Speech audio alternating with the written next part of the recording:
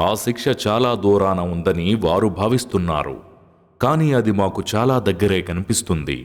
ఆ రోజు ఆకాశం నూనె గసిలా అయిపోతుంది, పర్వతాలు రంగురంగులు ఉన్నిలాగా అయిపోతాయి. ఏ స్నేహితుడు మరొక స్నేహితుని మంచి చెడులను గురించి అడిగి చూడడు. వారు ఉండొకరికి చూపించబడతారు. కానీ నేరస్తుడు ఆ రోజు శిక్ష నుంచి తప్పించుకోవటానికి పరిహారంగా తన కుమారులను, తన ఇల్లాలిని, తన సోదరుణ్ణి, తనకు ఆశ్రయమిచ్చిన తన కుటుంబాన్ని, భూమండలంలోని సమస్త జనులను ఇచ్చేసి తాను మాత్రం బయటపడాలని కోరుకుంటాడు.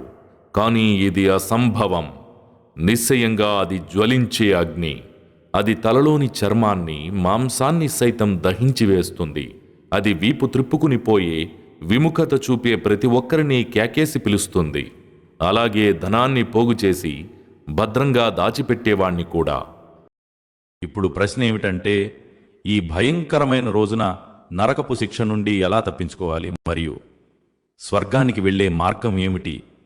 ఈ ప్రశ్నలకు సమాధానాలు ఖురాన్ కరీం నుండి తెలుసుకుందాం. 1. సరైన ఈమాన్, విశ్వాసం.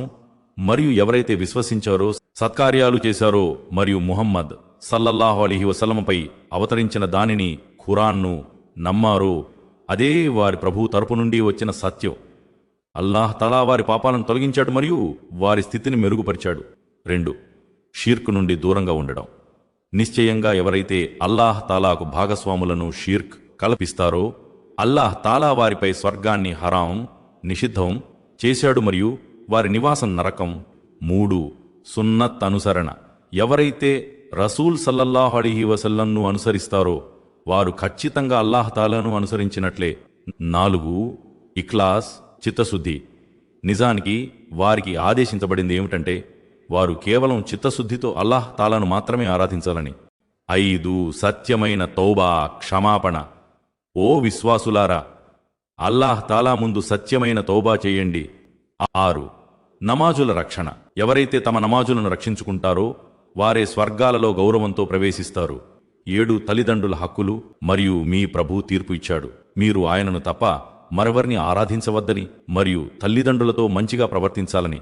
8. ప్రజల హక్కులు మరియు ప్రజలతో మంచి పద్ధతిలో మాట్లాడండి. 9. హలాల్ రిజ్క్, ధర్మబద్ధమైన సంపాదన. ఓ ప్రజలారా, భూమిలో ఉన్న హలాల్ మరియు పవిత్రమైన వస్తువులను భుజించండి. 10. సత్కార్యాలు. నిశ్చయంగా ఎవరైతే విశ్వసించి సత్కార్యాలు చేస్తూ ఉంటారో వారి ఆతిథ్యం కోసం జన్నతుల్ ఫిర్దౌస్ సిద్ధంగా ఉంది.